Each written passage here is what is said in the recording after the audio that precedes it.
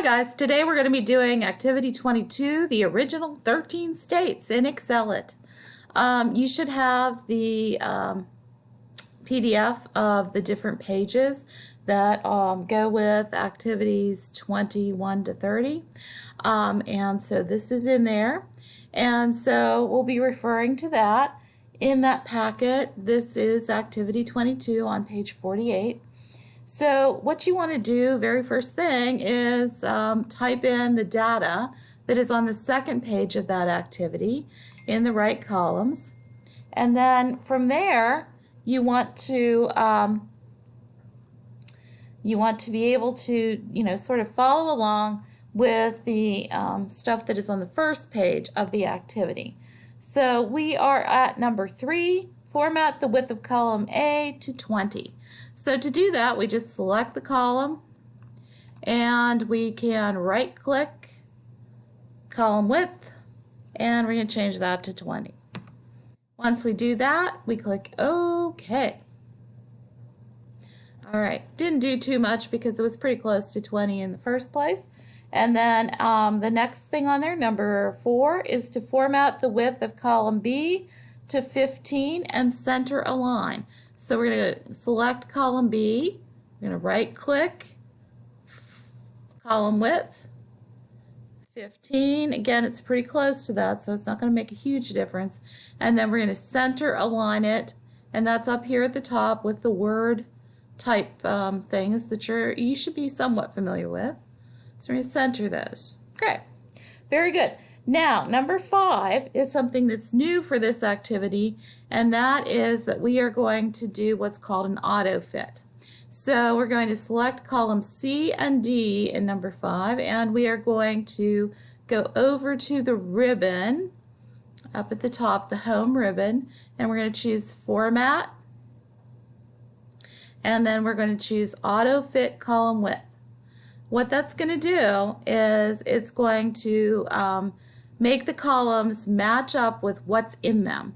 So, for example, this really long thing right here, let me just show you really quickly how that works.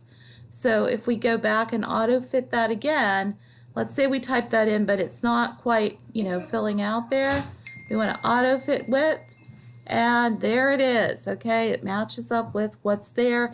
You can see all the words that are in that particular cell, and that's what we want to do. Okay. So the big new skill with this particular activity is to add comments. And so what we want to do there is in number 6 on the activity, we want to click on the state. So we're going to start with Connecticut. And we're going to go up to the top to the tabs and choose Review. Wait, did she say I could wear this one? Okay. And we're going to choose underneath Review, you're going to see a speech bubble type thing that says New Comment. We want to click on that, and we're going to see that a little box pops up. It has my name in it, and I want to change that so that I can type in the nickname of the state. Now, the nicknames are listed on the second page of the activity separately from what you're supposed to type in, and some of them match up with the license plate and some of them don't. So we're going to type in Constitution State here.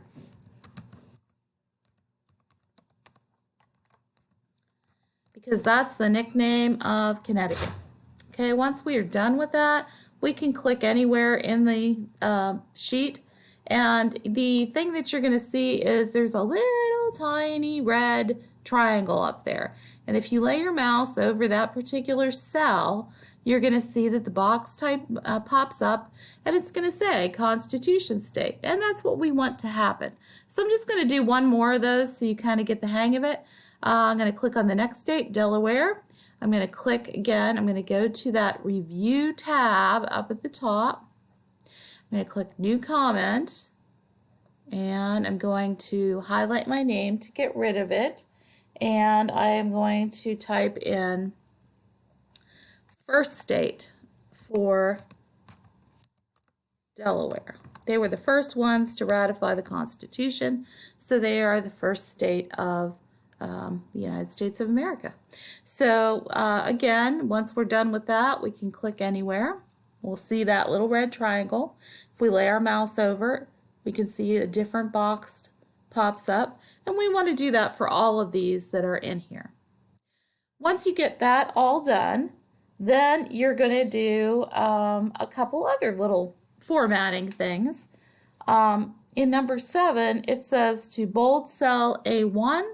So click over here at cell A1. I'm going to go back to that Home tab because that's where our word type stuff is. We're going to bold that. And it says change the font size to 16 point. So we're going to change it to 16 point. And there you are. It's nice and big there. That's good. And then we also want to, in number 8, bold and center align row 3. So row 3 are the headings for these columns. So we're going to bold those with that B, and then we're going to center align them. And again, the center is right here, and it's very similar to Word. So we get that done. Yay, we got that much done. All right, now what do we need to do for number 9? We need to insert a header and a footer. We did do a header before, but we haven't done a footer. So let's go over that. We want to insert, and we want to go to the far end of this ribbon where it says text. So we're going to click on that, and we're going to see header and footer. Okay, so we click on header and footer. Up here in the top box for header, we want to put in activity 22 and then the student name. Sorry, having a moment. Activity 22 and then the student name. And I'm going to just put in my name. And then we're going to go over to the middle and we're going to type in original 13 states. And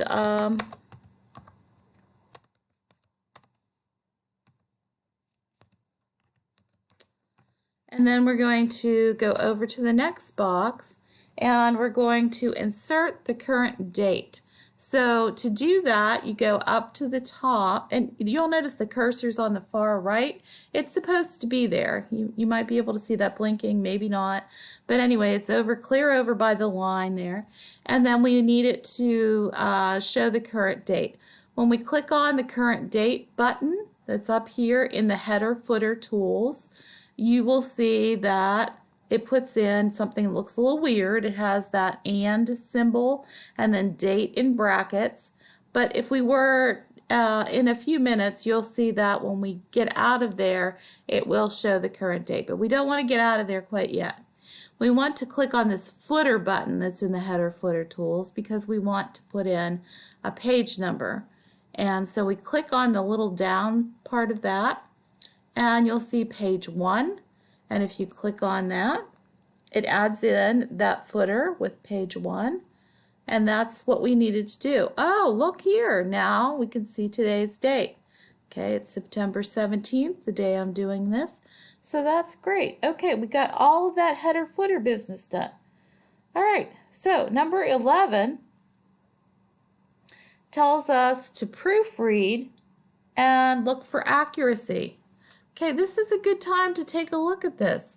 Did I get everything done that I was supposed to do? Oh, wait, I need to do the rest of these states. Okay, did I type everything correctly? Is there anything that looks like it's wrong? A lot of times if you have something misspelled, there's like a little red squiggle. You know, check that. Change those things if you need to. Go down through the list on the first page of the activity and make sure you did all of the things you were supposed to do. I hate taking points off because some kid forgot to bold something, but that's part of the activity, at least at this point. So you need to really look and make sure you did those things. Make sure you have a header and a footer. If you're, see now I can't see my footer. What the heck happened to it? Well, here's the thing. If you can't see the footer or some part of it, if you go to print, you can see that there is the footer there. So in the print preview window, you can see your header and footer completely, and that sort of helps things out. So again, you just go to File and then Print. You're not actually going to print, you're just looking at the preview, making sure everything is there. Okay? And when I'm grading your Excels, if for some reason it's not easily visible to me, I do the same thing. I check and make sure that, like it's not showing up in the print preview window. And if it isn't, then you're going to lose points. But if it is, then, it's just not showing up in the spreadsheet itself. So that happens sometimes, and it's okay. All right, so make sure you have everything. Then you're going to save it as, and I'm going to save mine to the desktop here, but you save yours to whatever file you're saving your stuff in. And mine is already going to save it as Activity 22, Original 13 States. The book tells you to save it as Original 13 States. That's close enough for me. So I'm just going to press Save. Okay. And so that's all done. And so that should be everything that you need to get that particular activity done. The next thing you want to do once you get an activity done is you need to submit it via Canvas. Please try to do that correctly. There are modules that show you how to submit an assignment if you've forgotten somehow, but please try to get it submitted up there rather than sending it via email. But if you do have trouble, send it to me any way you can, okay? As an attachment to email is fine if you're having trouble with Canvas. But if you are having trouble with Canvas, we need to get that worked out. Okay. If you have questions after watching this, please message me and let me know, and I will try to address those. Have a good day.